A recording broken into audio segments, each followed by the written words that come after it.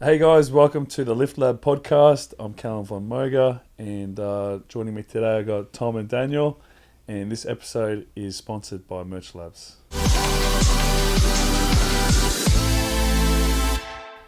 So yeah, welcome to the pod. Today we're going to be going over. We're just kind of going to freestyle it, I think. I just got back from a trip in Mexico, so that'll be good to talk about. Had an expo out there, first time in Mexico City.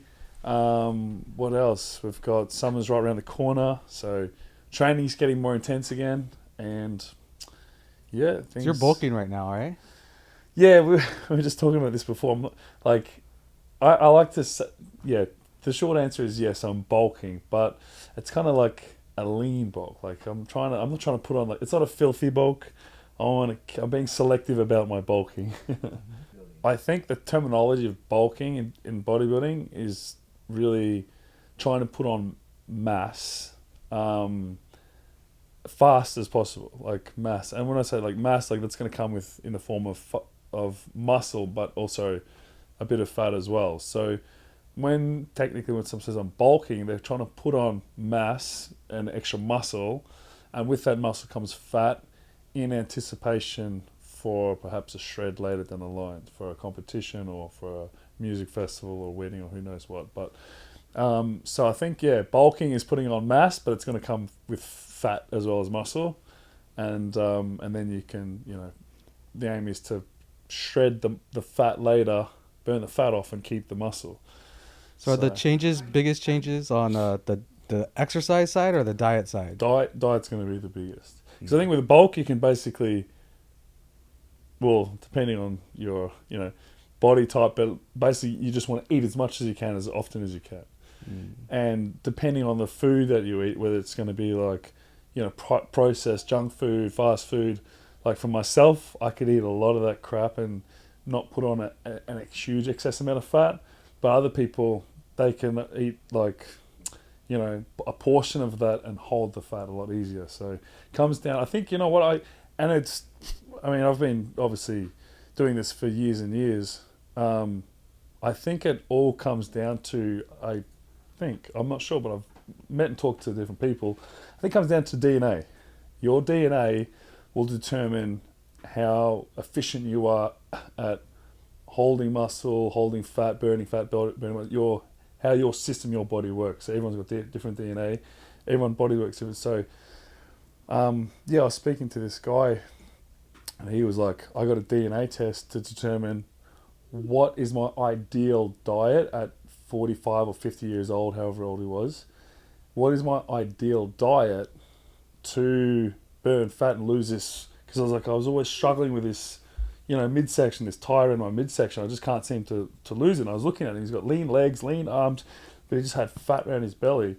And he did the same thing for years and years and years. He had a personal trainer saying, follow this diet, follow this workout, like, chicken and broccoli or chicken and rice. And, it was like super, like, kind of like a straight edge diet, and it wasn't really working. And then he did a DNA test and found out that he needed to, that his body type was best suited towards a carnivore style diet. So eating a lot more meats and less carbs or grains and stuff like that. And then he did that. He followed this carnivore diet for a bit, and apparently he dropped all that weight in like 3 months that he's trying to lose for like 10 years. So if you're getting too fat, you got to clean up your diet on your bulk. First and foremost, diet and cardio. Yeah, simple. Basic, man. That's the basics about it, yeah. Do you change like bulking, shredding, like based on seasons, or is it like just...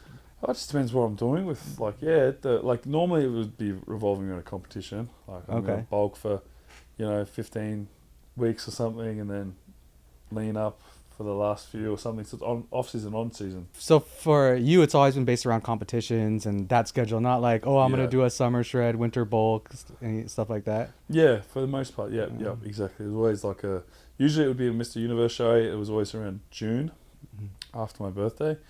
So for a number of years, there'd be, I think, 1 or 2 qualifiers before it. So I'd bulk in Australia. It'd be the summer over December, January, February, and then kind of March, April, May is like kind of leaning up again. Then I have the show in June. So yeah, I just kind of rotated around when I was competing. Yeah. All right, so Cal, I have a question for you. Yeah.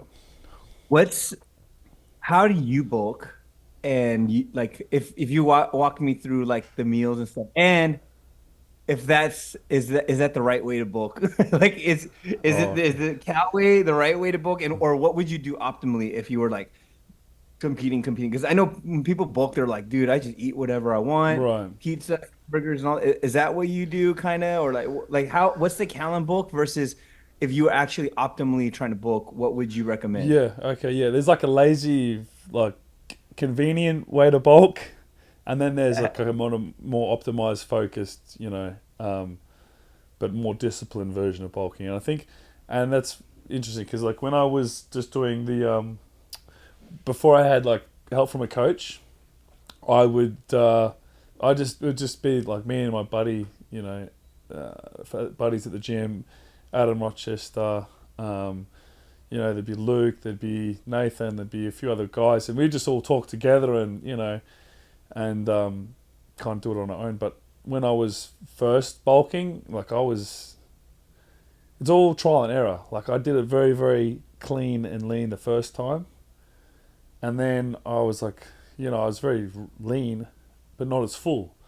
So then I tried something different. I add like more pasta and some cheat meals into it, and then I got more fuller. And my buddy was like, damn, you can get away with eating like burgers like 2 weeks out of competition, eating McDonald's and stuff. And I was like still metabolizing and still looking quite lean, which was freaky.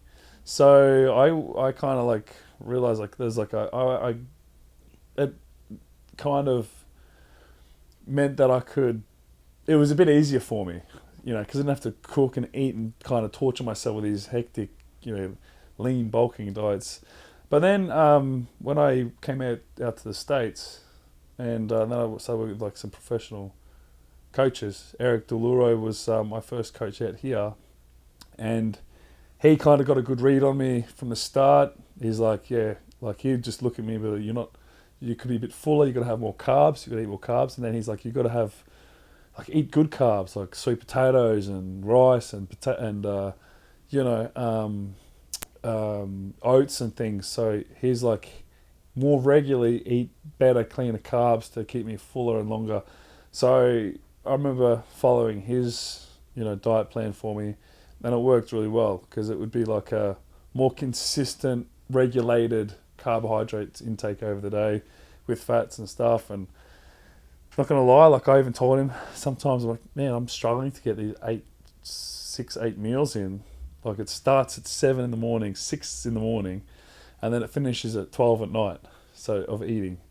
So there was 18 hours of the day that I'd be eating, and I was like, sometimes when you're busy and you're traveling, Hold on, 18 hours a day you're eating? yeah, from like 6 in the morning. That's when it starts, and then you finish by 12 at night. So is that like 18 hours? I think so. Over the course, so there'd be like 8 meals. So like every 2 hours you're Every having a 2 meal. hours. Yeah. Like a big meal, or Wow, they were substantial. That's what I mean. Like they were like, so I felt it was just, and obviously I couldn't.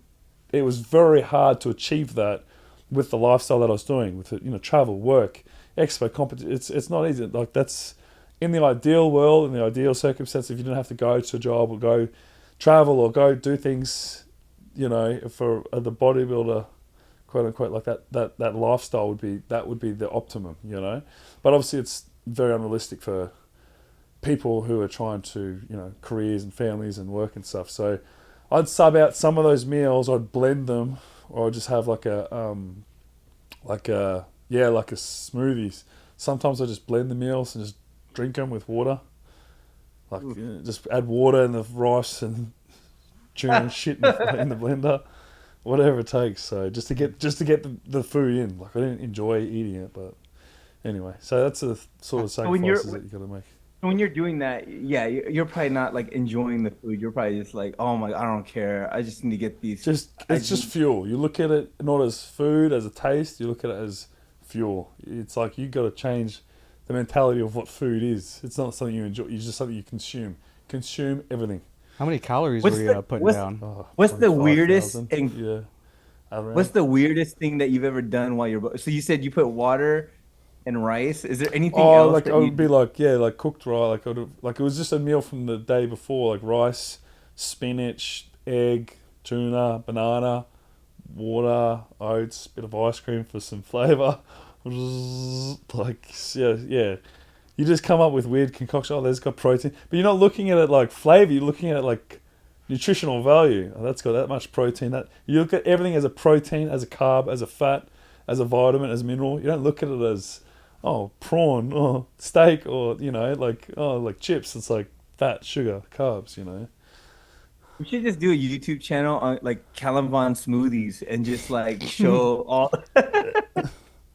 I remember the first But one when I was my very first, like when I was bulking, my smoothie in the morning would consist of, I think it was like 4 or 5 whole raw eggs, protein powder, yogurt, milk, honey, sometimes some spinach, peanut butter, and creatine, and other, yeah, maybe that's about it. And then just blend that up. But it was like raw eggs, protein, yogurt, honey, oats. It was like motor. It was like a full blender, and it just went down like motor oil, like just thick and heavy. It'd sit there for like 4 hours, just like. I'll go to work, do a 5 hour shift, and then go to the gym. And then 2 hours later, do it again. Yeah, well, that was just to get me through the morning because I had to work. I was like, okay, I'm just going to take my 1,200 calories in one go now, so I don't have to like, because I didn't get breaks through my shift later. So I was like, all right, I'm just going to consume them all now, and it's just going to, like, yeah, not optimum, but survival. I survived, got me through. That's the formula, dude. You got to do 4 raw eggs, spinach, Yep. blend it all up. That's how you get there, Tom. Yeah. Cal said 5 to 6 thousand calories a day at that time. Mm, That's wild. yeah. That's cool. So, hey, Cal. Yeah. Also, you just got back from Mexico City, right? You did this Fit Expo. I have a question for you. How many Fit Expos or Expos do you think you've done so far in your career? Um. Well, that's a good question actually. I would say, off the top of my head, like I'm not, I could be at least maybe 50. Gee. If I So, did like, 12, if I did, like I started around 2015, if I averaged, 12 expos in a year, that'd be 5 years is doing that one how every many you month. would do? Like But 12 a year? there was a period. I think the most I did in a year was 12, and then Gee. but that'd be like sometimes it'd be like two or three or half of them like 6 in the first 3 months of one year. Or then they'd Ah, have, so yeah. But no, I've done a lot, and I think that was pretty awesome because whenever I get to travel to another country at the start, I think it was just a blessing and awesome to be able to balance up a bit of work and then a bit of leisure exploring and traveling different countries, different cultures, different foods, different places, different people. So I loved it. So I think if I listed the place that would be for expos, it'd be Australia, New Zealand. I missed out on India because of a visa issue. The UK, Germany, Spain. Where else? Not South Africa. I think I missed that one. Brazil, Mexico now, the US, um, Canada. So that's 20 different. I think that's 20. I don't know. I lost count. and what do you notice any differences when you travel from different countries and like the different cultures in fitness and lifting? Like, do you notice like differences in the type of people and the type of, how they interact with you? Like, how's that like when you go to different countries when you're at these Yeah, Fit Expos? definitely. I think a lot of the time, um, you get different like, especially when you meet them at expos. If there's like a language barrier, the interaction isn't normally as going to be as long because there's only very so much that I can translate with them. So it's normally, and I always like to try and catch up on the greeting, thank you, hello, nice to meet you, how are you going? If I can say a few phrases in their language, then I feel good, and it's nice for them as well because he can speak a little bit of this. But like in Yeah, you do. You notice like some, but it's interesting because even coming back from Mexico, some of the like the fans and the friends that I have and the followers out there, they they've I've impacted them equally the same way that I've impacted someone in Australia, and so the messages comes the same. Like I even had this one girl write a little letter. It's in my wallet, but she wrote a letter of how much impact that I had on her training and motivating, and she saw my resilience and my dedication to my bodybuilding and stuff. So the message, even though it sounds different, comes as different. The message is usually the same. So. This was his first time in Mexico City, but you mentioned there was some fans there like having you sign all kinds of crazy stuff. Oh yeah. No, I had like, I mean that was the one thing I really did notice is that pretty much almost every other person that came up to see me or greet me, they wanted me to sign something, whether it be like their hat, their shoe, their shirt, their shorts, their headband, their arms, their babies. That one dude had a tattoo of, I'm not sure you saw that, he had a tattoo of "Pray for these gains." So there's some diehard people out there that just want to have a signature on something, even if it's a receipt or a docket or a phone or something. So yeah, there's a lot of that, which is cool. I mean, What's like the weirdest thing that a fan has tried to get you to sign? weirdest thing. Has anyone come up to you? You're like, that's kind of weird. I don't know why I'm gonna sign this, but like, I don't know. Probably just themselves, like their bicep or something. Like, I mean, it wasn't. I yeah. mean, I'll just do it. It doesn't feel weird. I'm like, but unusual would say, yeah, kind of probably, maybe that or maybe their forehead or something. I'm like, And you've seen fans actually like tattoo stuff of your yeah, like. the brand and the logo. I've seen VM, seen the Koala Freak, Staunch, Pray for these gains. So a few different, yeah. Team Von Moger, stamp on the ankle. So yeah, there's some real That's fans gotta out be there. wild. Yeah. That's gotta be wild going from like an idea that you just like, I just made this Well, T-shirt and they like, part of the movement. They're part of that. They're on that journey. That's relatable. I guess it's like they're part of that club almost, or that signed up to that life. I don't know what is it. Or it's just hey, a so memento. It's a souvenir. It's something that makes you happy when you look at it or something. Whatever. yeah, Yeah. I do have a question on that. So you said like part of the movement, right, Cal? And we've talked about this on the merch side, but like, you know, if you had a mission, right, starting like now, right? Because obviously you've had your career so far, you've had some wild experiences, and like I said, like I'd love to like dig into those like more, and I think listeners, because man, your life is a movie, Cal. Like that's it. Like I think doing this podcast is gonna be fun because we get to go into stories and go into all these things. But if you had a mission for what you would want your listeners and your fans, like what do you think your mission is right now, like with your followers, right? Like is it to empower them with the fitness side, or is it like mental? Like I know you've been thinking about it a Yeah. lot, but like if you Yeah. wanted to, yeah, I think no. I hear what you're saying, and I think I'm constantly also asking myself and reminding myself of that as well. Like, what is my mission, and what am I? It's like, yeah, what am I here for?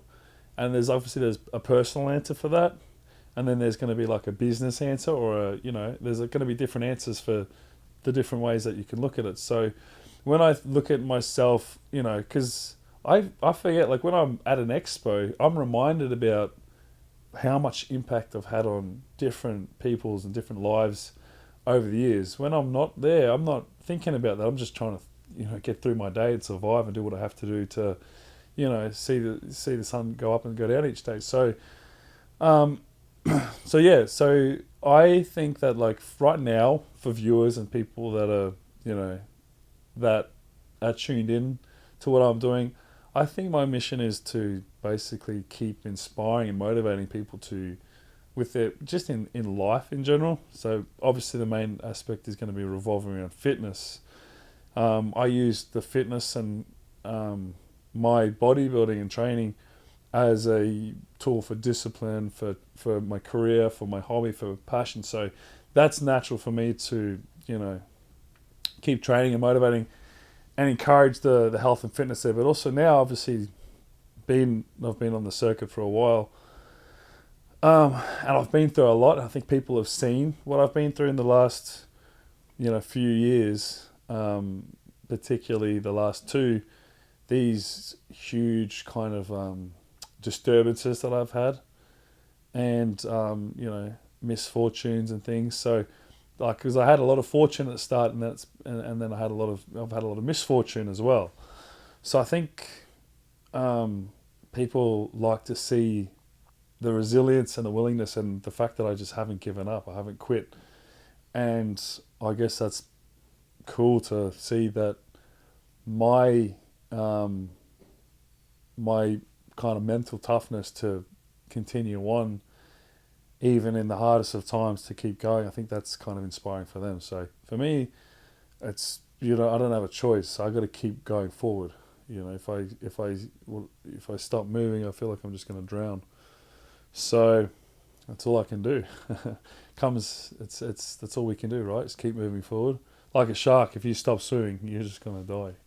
But I'm not that scary, am Hey, I? you know what? I'm I not a love that shark. you said, if I don't stop moving, I'm gonna drown. And I think that is so important because I think I was talking to my wife like even last night, and I was watching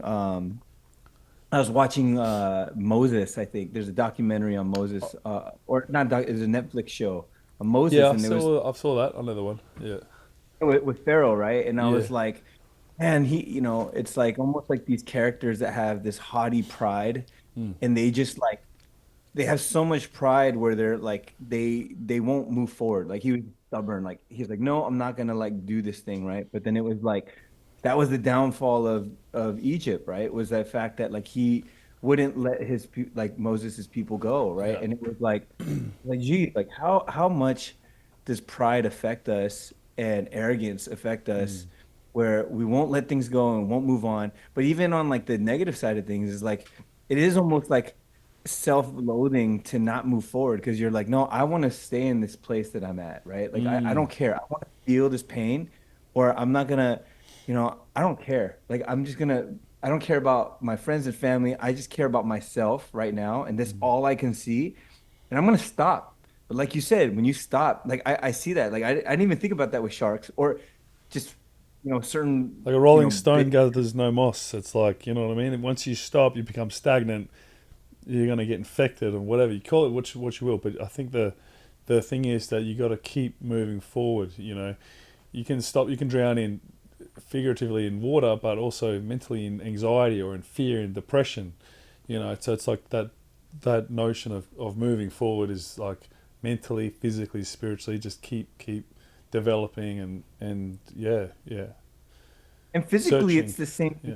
My wife, we've been talking about going to Korea for a couple months, and she's been working out a lot. She's like, she's getting a little older, so she's like, no, I work so hard on my on these gains. You know what I mean? Like her muscle mass, Yeah. and she's like, I don't know if I can like not lift weights for 3 months because she was worried that she was gonna atrophy and her muscles were gonna be gone. She's like, I worked so hard for this, Right. and like in fitness, right? It's almost like if you just take pauses, if you stop, that's like the worst thing, right? Like if you take like breaks, I think that's a lot better than just like stopping for 3, 4 months. Like that can be, I mean, what are your thoughts on that? Like, is there some truth to that? Like if you stop for 3 to 6 months just working out in general, Yeah. does that completely change your body? And Yeah. like, does it take more to get back on track? Mm. Well, I think it's going to be. I look at it from different extremes as well because I've abruptly stopped training because of a severe injury, like a tear, right, where I was hospitalized and I couldn't train. So that's the worst type of stopping because then there's an injury, the mental, and all that sort of stuff. If you're just stopping training, because let's say you're going to travel, you're going on vacation or something like that. There's nothing physical. There's no physical barriers. It's just like you're taking a hiatus from it. I think you're just gonna,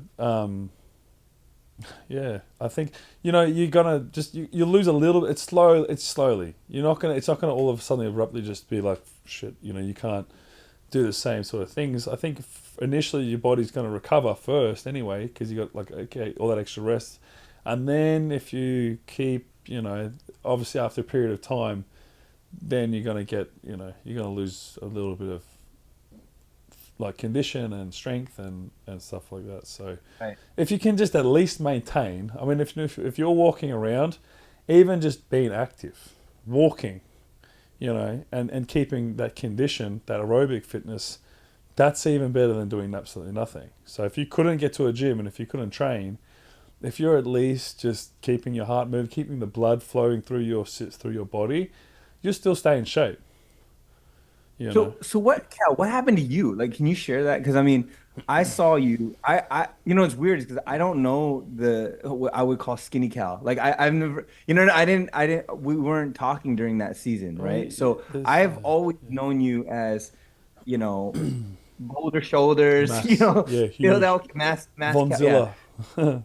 yeah, Vonzilla, Vonzilla, right? So could you walk me through and maybe some of the listeners that may not so because I literally saw a photo of you and you look like I was like, who is that guy? He like Mm. and it's like I think one of your friends was like, I like the skinny version, right? Yeah, some people are like, what's wrong with you? Still So, look more fit than the look, average person. Yeah, yeah. so could you what happened? So is it like you stopped working out for a certain period of time? Did everything just like stop and just like atrophy? And then how did you make your way back? Like how did you put back the You muscle talking and about like after an injury? Like after an injury? Or like 2 years yeah, ago when you're at your leanest, yeah, or I just yeah, remember I saw a Yeah. photo of you and I yeah, was like, like what happened to Callum? Like he looks yeah. like a lean guy and you took a photo and you were just like super lean, like all your Mm. muscle like was Mm. like gone. Like could Yeah. you kind of Do you remember like roughly when though? Because I can tell you I if think it I was like was. 2 years ago. Yeah, because also obviously it does depend on being on a cycle and off if I was competing or not. Like, because obviously I took PEDs for competing, and I took them. I was on testosterone all through my 20s and stuff, so that comes into a factor as well. You can sometimes when someone is obviously when you're enhancing, you can see fullness, the muscularity, all that sort of side of as well. When someone is off, and I've come off completely cold turkey a few times, throughout the years, and a lot of time it's to do with injuries or going through physical therapy and stuff, or after shows. So there's a fluctuation in weight and size there. I think Um, like yeah, even when you the one you posted on Instagram, yeah, okay. So that one, yeah. So that was basically following the right there, main, right there. the biggest like most extreme case of me having a lot of mass and then Mm. losing it all Mm-hmm. was in 2018. That was when I tore my quad and my bicep in that same incident. And sorry, is it? Oh, Chad's here.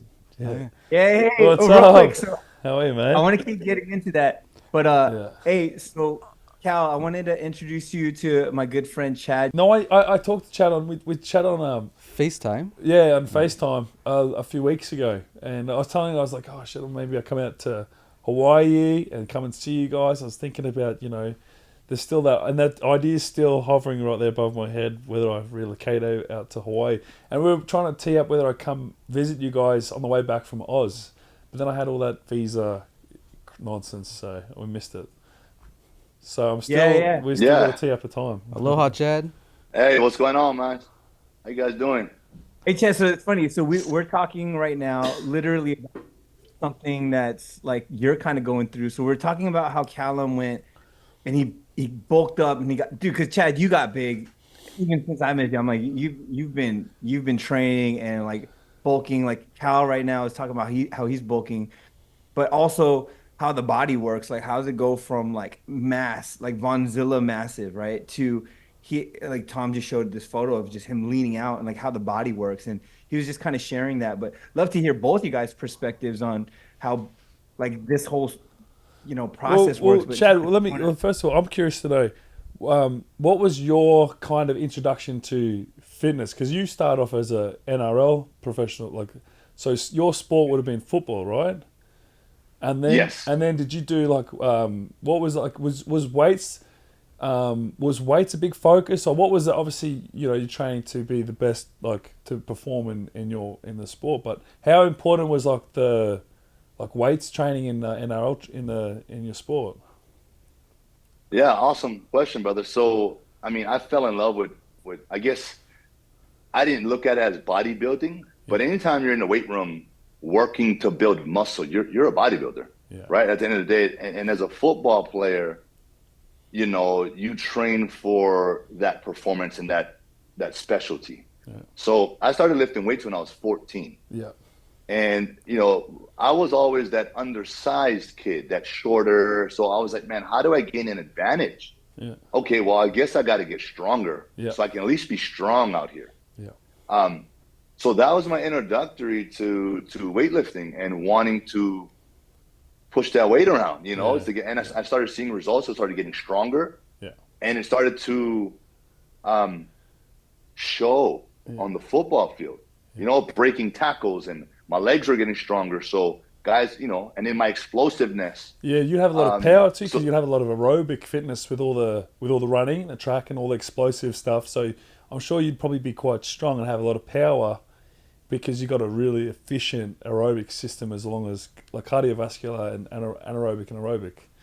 Yeah. Yeah, no, exactly. So I built a really solid foundation, I think, to transition into actually the sport of bodybuilding, right? So I'm 42 now, Cal. Right. You know, I've got a lot of what we call in the bodybuilding world mature muscle. Yeah. Because I've been training and lifting for so long. And then my foundation of running, I've built up so much fast twitch fibers that when I peel down, like, my legs look crazy. Yeah. Just from all that, you fast know, twitch, explosive training. Yeah, running. Yeah. Man, if you just went out to run and do sprints, your legs will be gassed. Yeah. You know, so it's a form of, to me, it's a form of muscle building. Yeah. It's different. It's aerobic, but it's still it all does lead to muscular development. All different training systems, or you're going to get different muscular development. Yeah. So that was my introduction, right? And I fell in love with the fact that I need to work out, lift weights to be a better football player. And that became my, you know, that developed my work ethic and your motivation and stuff. Yeah. Yes. Yeah. But when I transitioned, you know, football training and how you lift in weight room and bodybuilding for physique, it's two totally different worlds. Yeah. You know, I was trying to move that weight fast.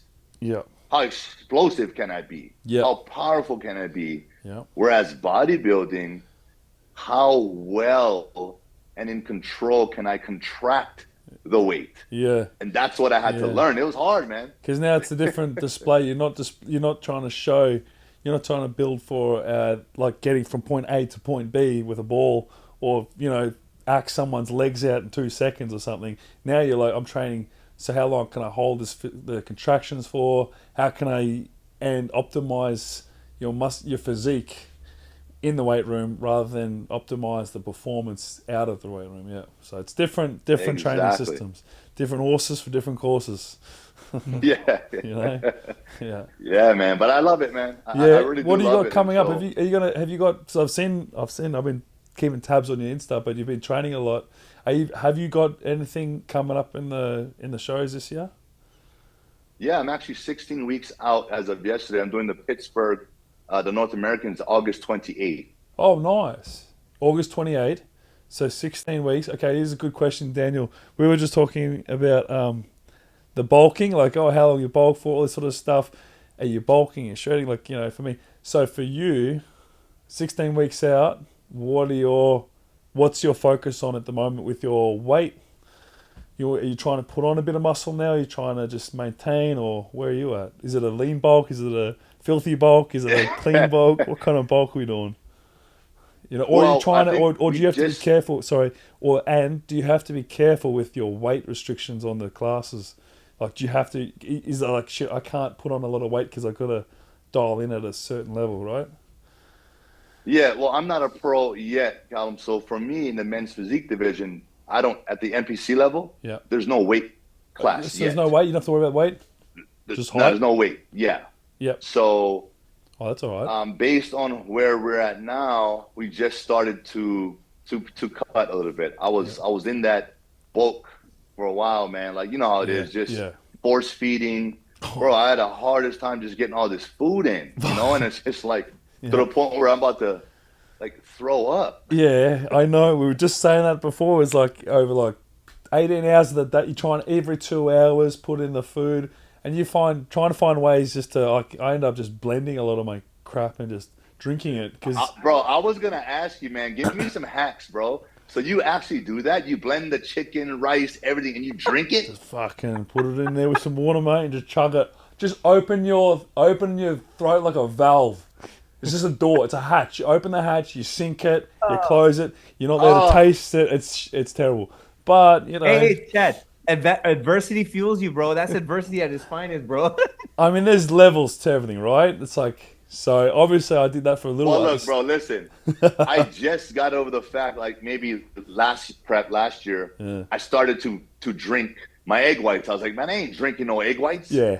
But I started to drink it, and I was like, oh, this ain't bad. Yeah. So I gotta graduate and get to the point where I can drink a whole friggin' meal. And honestly, my guts back then, they could handle all that stuff, all those like lactose, and you got eggs raw, all that whatever, all that food. My guts are pretty good, but now if I tried to send that, it'd be a gut bomb, I reckon. Yeah. Hey, so do you think as we age, our gut sort of strength changes? 100%. Or weakens? I think so. I feel like when I ticked over into the 30s, I feel like I couldn't tolerate same foods as I was tolerating in my 20s, perhaps. I don't know. It's a tough one because sometimes I feel like I got the roughest dog's guts. Like I can just put in things, and maybe maybe I'm just not as much of a sook when it's like when I'm feeling sick. Like I can just put up with it. Maybe we can put up with things more as we're older. But I feel like perhaps no. I think ideally, I think everyone would. And I was saying this earlier.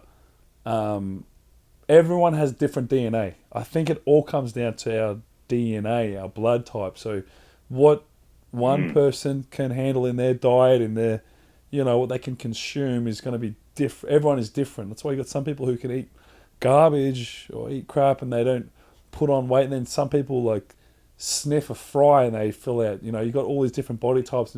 But I think that comes down to their just DNA, your genetic build-up. So anyway, I'm not a professional on it, but it's just what I've experienced and seen and talked to over the years with different people. Yeah, I got a good one. Good. So you brothers, I love you guys, right? Like obviously we've talked off pod, and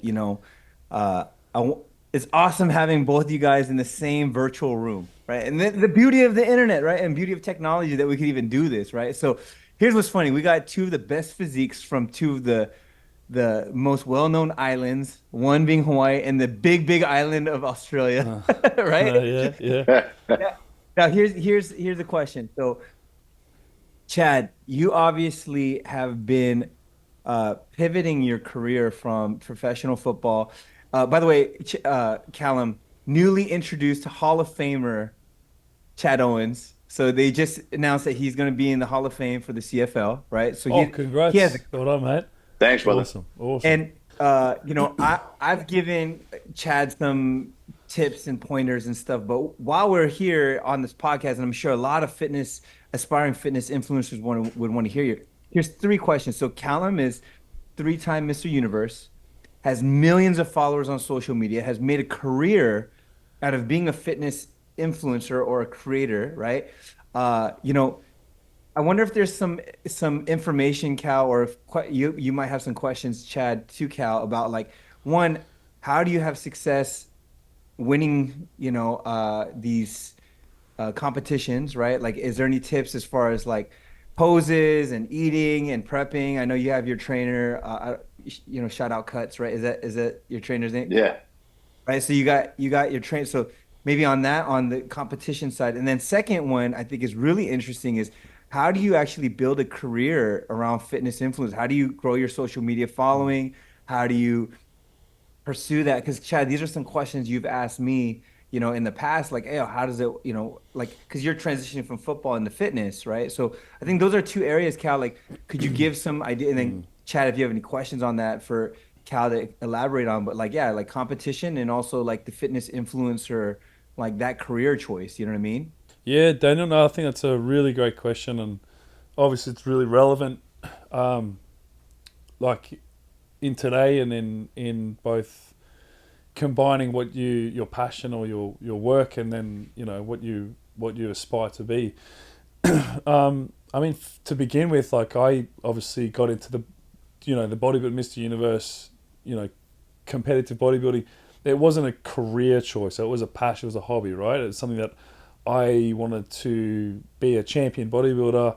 And then it was like, okay, how am I going to make money as well as be a champion bodybuilder? I was very fortunate and blessed to be able to combine them both, where I turned my, my craft, bodybuilding, into my career by collaborating with brands, with different companies and brands, but using myself and my presence and appearance and, your personality and your charm to showcase, and brand yourself. So I think kind of going back on what was the question, Daniel? Like how are we? So two is one was obviously, and then Chad, you can ask specifics on like the social media stuff, but I think right now, real quick on specifically, any tips for him as he's getting ready for a competition and getting on that whole competition circuit? Like Chad, do you have any questions on that, like specifically that? No, I think that's good. Man, yeah, I'd love to hear about just from someone of experience, just as a competitor. Yeah. I think it's putting out. It's basically you're sharing your personal journey, what you are trying to achieve, your goal, and you authentically sharing that in a motivation, educational way, with a bit of a sprinkle of spice of chat on top. That's the combination. People are going to subscribe to that, and they're going to be like, okay, hey, we've got a fantastic physique here. And there's going to be people that there's always going to be people that are like, hey, that's the type of physique. I like that shape. Everyone's going to have a shape they look up to. People will see that. They go, oh, okay, and now what's he doing? How to get there? What's he doing? So it's like kind of like following it through. I know this is like a really effective way is YouTube. Like obviously having a YouTube or having a channel or putting out a vlog or something. People love that. People love watching vlogs, day in the lives. What do I eat? What do I do? How often do I sleep? How do I train? All that sort of stuff, because it's so informative, it's entertaining, it's engaging. Sometimes it's not very easy for everyone to do. You need a videographer, an editor. So doing it yourself, for me, I'd go to the gym with a buddy, friends, and we just kind of video each other, doing some workouts, training, talking, tips, and posting that. And we did that kind of just casually and kind of out of fun and just wanting to help, And so I saw from the start when I was doing that, oh shit, I'm getting a lot of questions, a lot of clicks, a lot of likes, a lot of views. People are genuinely interested in how many sets am I doing, how many reps, why do I do this exercise, why do I do that. So then it became like, oh, I'm just going to explain, like, hey, I'm doing pec deck flies before a bench press to warm up or flush it with blood or pre-fatigue. So as I learned and as I was growing and learning, I was just kind of sharing and showcasing what I was going through at the time. And then you have a product where you're like, hey, I'm watching live firsthand this person learning and showing what he's doing to get to where he's going to. So it's like a full-on journey. But I did that without kind of really overthinking it. Like now I can look back and go, this is actually what I did. That's why I did it. And this is the result from it. So, branding yourself is one thing, but just showcasing what you do, why you do it, just keeping it really simple. I think that's the most effective, And then when people see that, they see value, they see the engagement build up, then down the line, obviously, you want to get...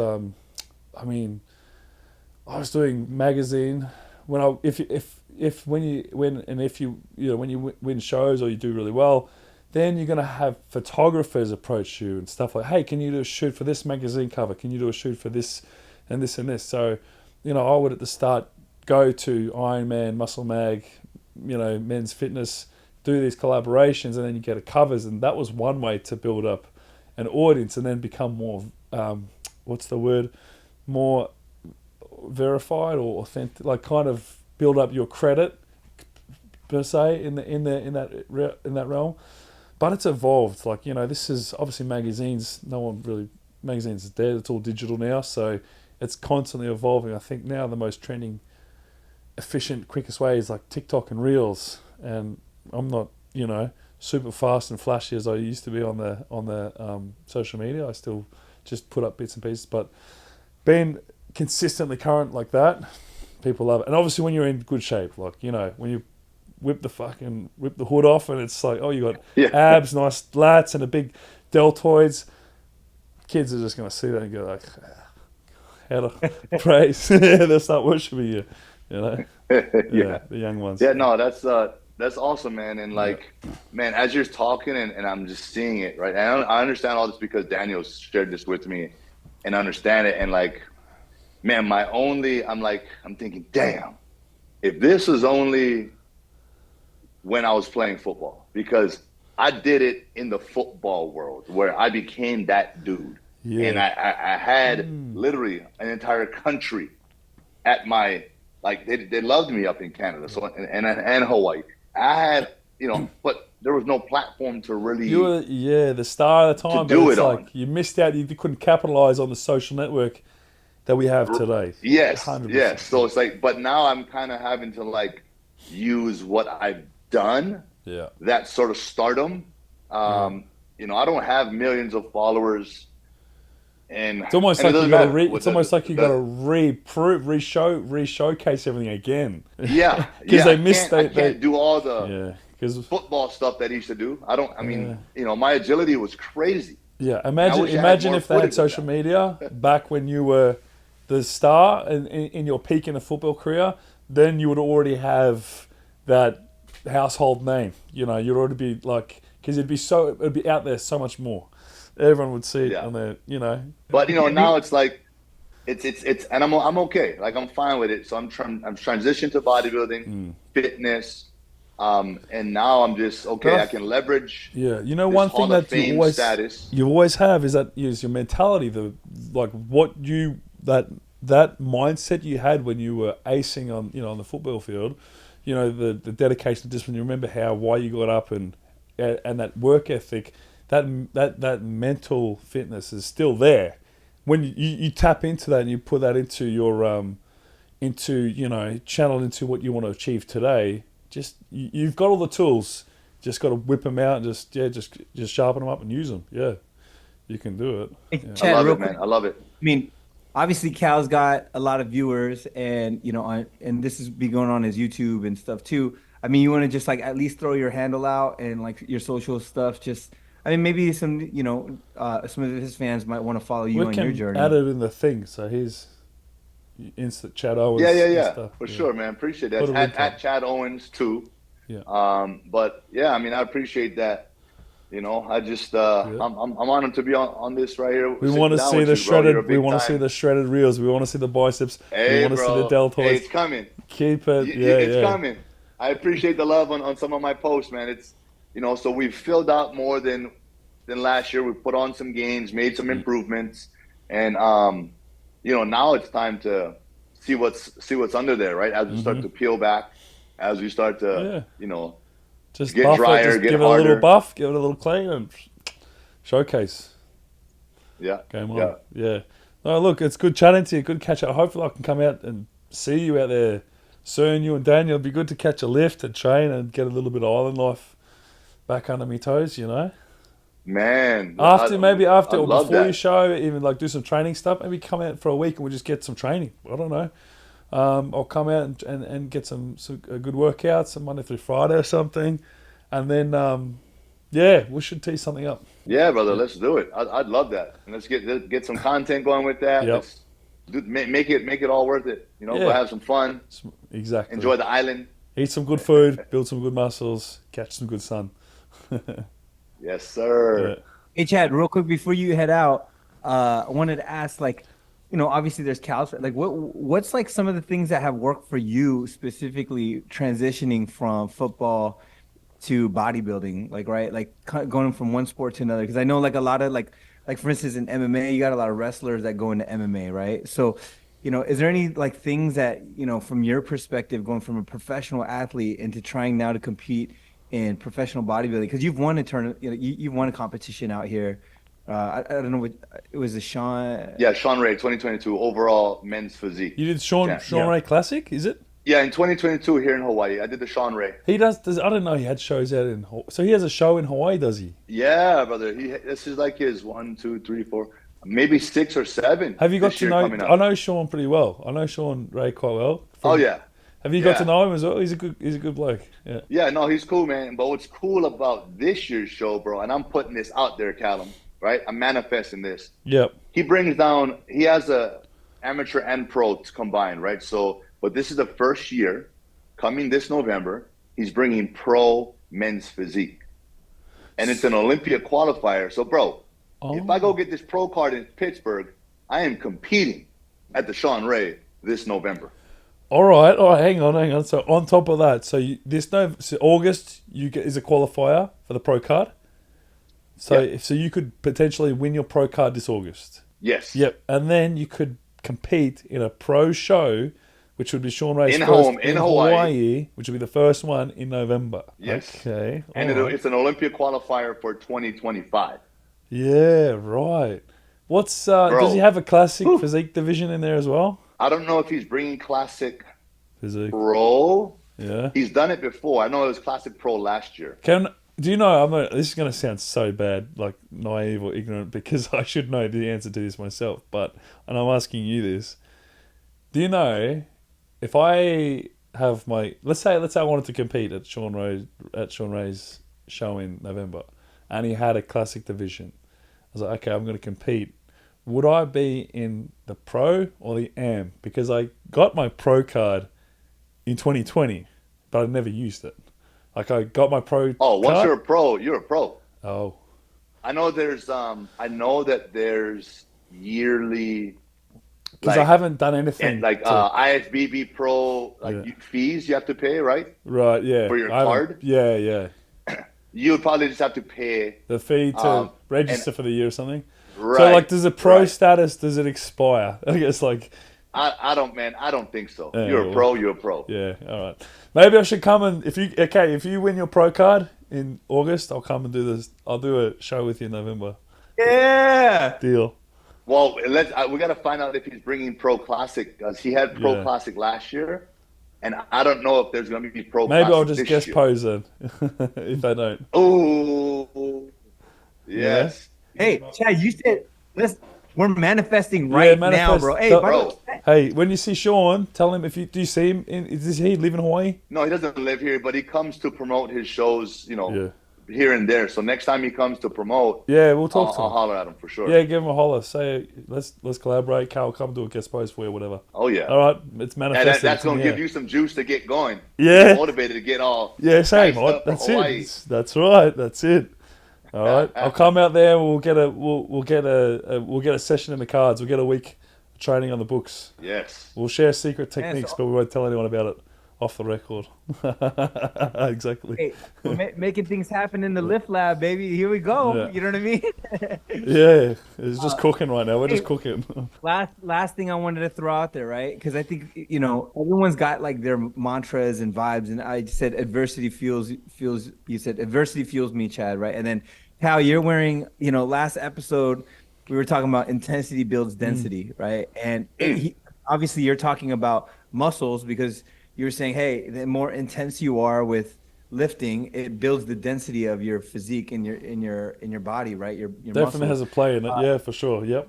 Yeah. Do you want to both you guys just as we kind of wrap this episode up? You want to talk about like kind of mantra, like obviously the shirt you're wearing, Cal, and then Chad. Do you have any thoughts on that too? That'd be great, coming from two competitive bodybuilders, and professional, in my opinion, professional athletes and successful human beings, right? So, yeah, Cal, you want to share a little bit about that concept of intensity builds density, and then Chad, your thoughts? Yeah, I think Daniel, that's a good point. I always looked at it as like it just brings me back to a time when I was training intensely for the Mr. Universe in France in 2015, and I just remember everything, all stations, all aspects of my prep had been intensified, bringing in a coach, to the training twice a day, to the meals, to everything was just intensified. It was like, okay, I'm gonna, I really kind of kicked into a new gear in my approach to the gym, and with my mental approach, my focus, and that intensity of everything was displayed through my physique with density, with muscles, like more ripping, more harder, more shredded, a little bit denser. So that's where, obviously it rhymes nicely together too, but that was the concept. So just keeping that intense kind of like the foot on the gas, you know, and that like keeping that intensity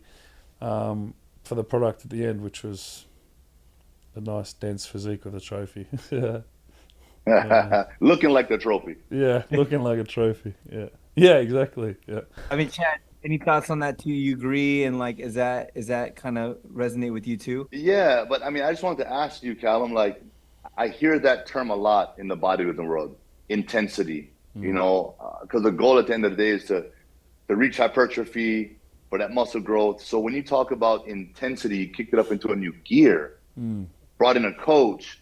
Now, your version of intensity, is that like you're going till failure on every single set, every exercise? Like, what does intensity, maxed out intensity, look like for you in the gym? Yeah, no, that's a very good point, and I think it does come down to it comes down into the workout, the intensity of the workout. How hard are you pushing yourself? How are you doing that extra rep? Are you going to failure? Are you doing the drop sets? Are you doing the burnouts? Are you taking yourself to your physical limits and beyond? You know, or are you just kind of going to where it feels comfortable and stopping?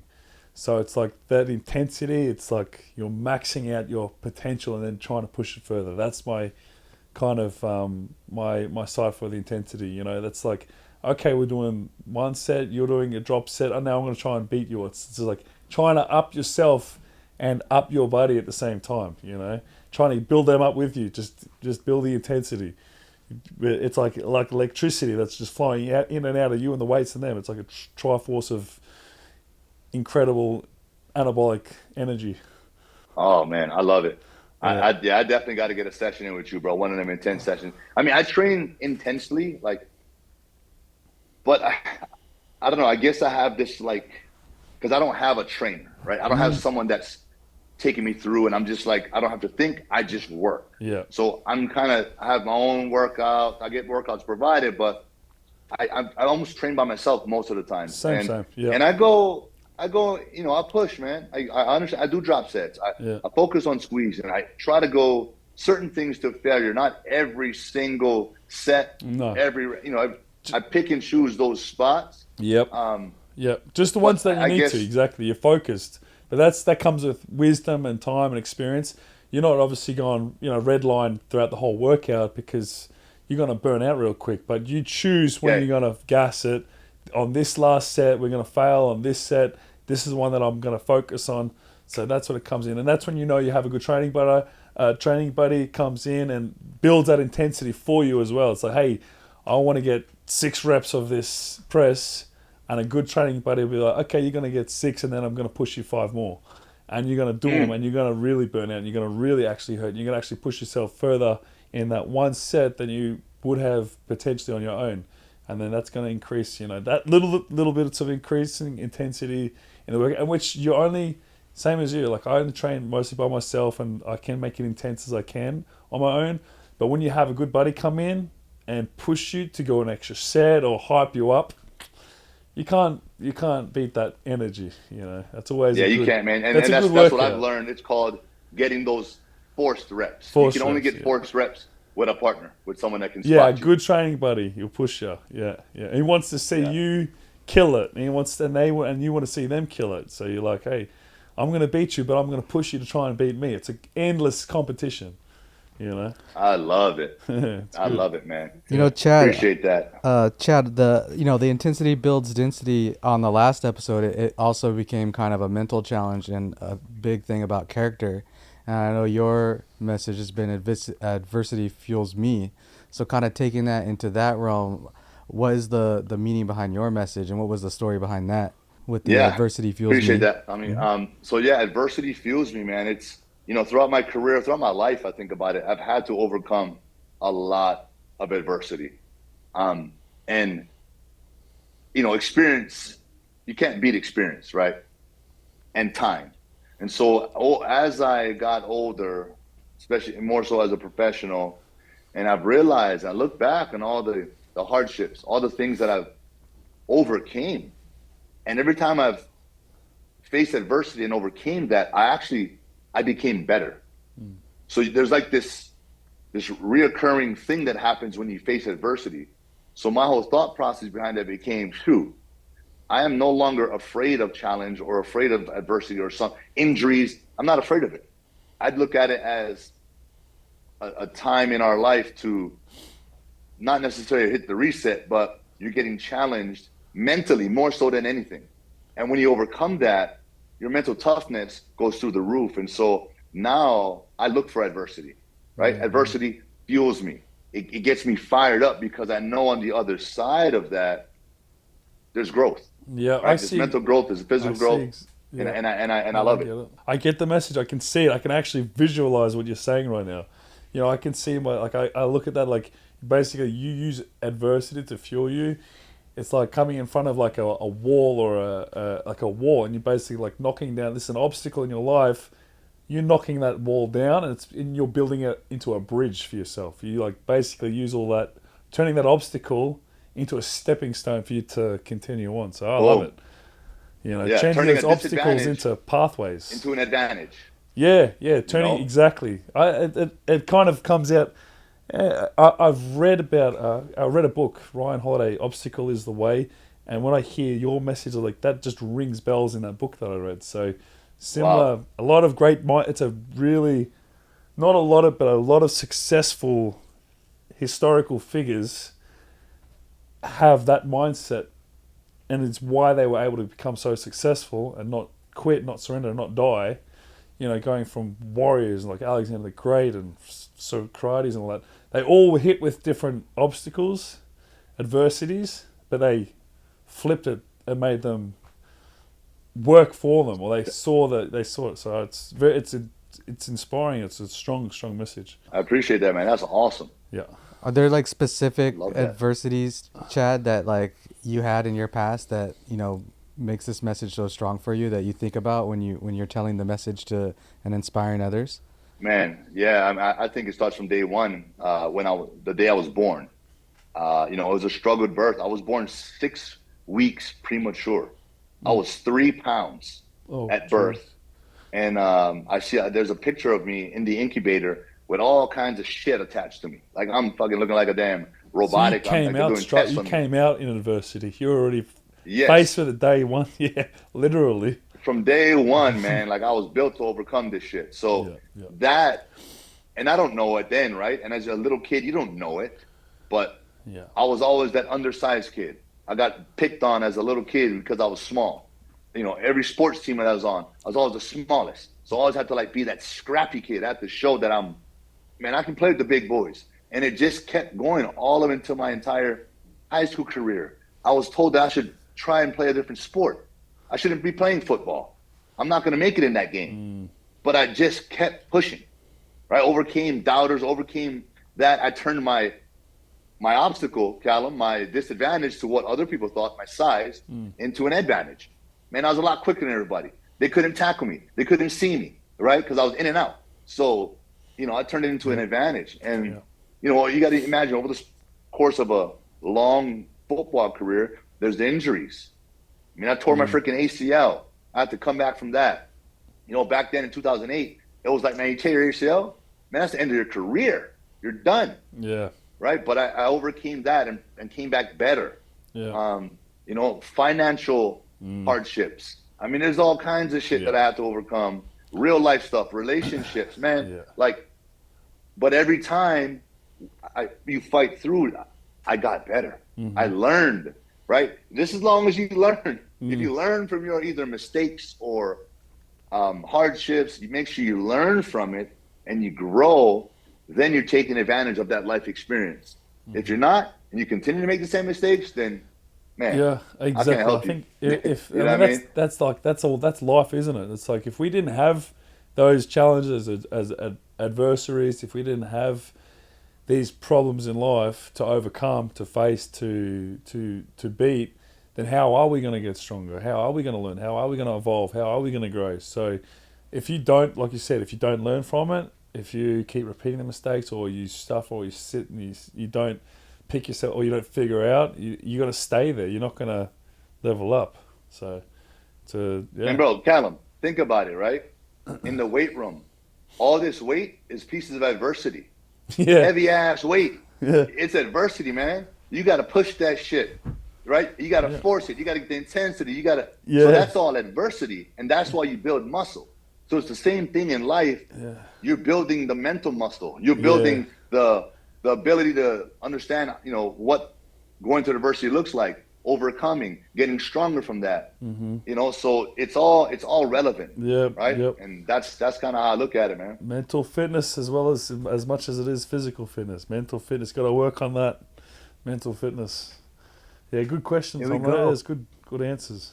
Yeah, powerful, man. And just real quick, just to kind of shout it both out, but like, obviously, Cal, you're wearing that shirt that I think inspired this whole thought flow, but you can find that shirt on vonmoger.com, right? Yep, Cal? We've got these. Didn't they just drop? I think they just dropped this week. Yep, vonmoger.com. Man, I got to get that. Yeah. Tommy, I need that one, Tommy. I'll get you one. Get amongst I think you can get it there or merchlabs.com. And then, Chad, you also have your merch up too at chadowens.co, right? Like you got some stuff going, like the adversity fuels me. I think you got. Yeah, I got that on there. We got to add these hats on there. I got that new Hall of Fame drop. Yeah. That Hall of Fame drop. I'm going to save me an XL.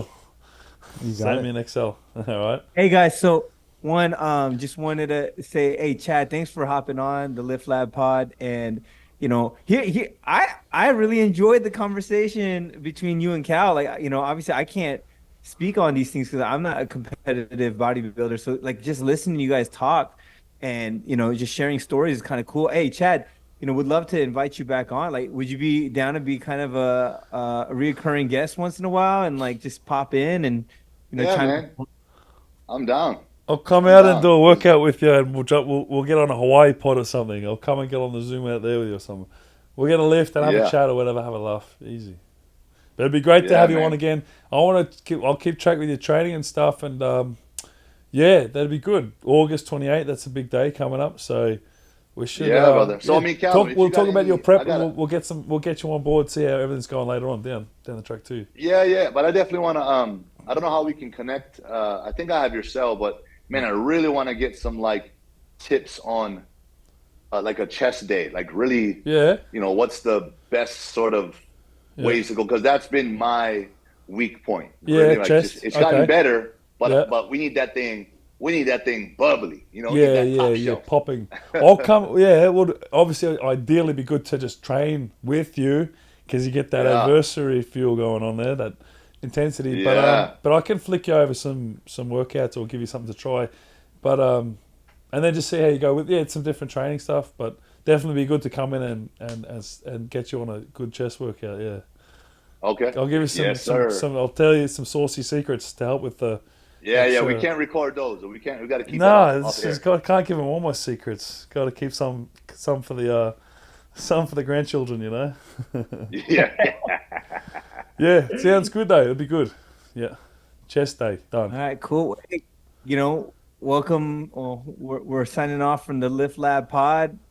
Got Calum and Chad and Tom in the lab today, and that was fun, guys. Yeah, thanks for joining, awesome. Chad. Great to have you. Chad. Great to catch up, have a chat, and Daniel and Tom. Thanks for the pod episode 2, season 1, and we'll catch you guys next week. Let's go.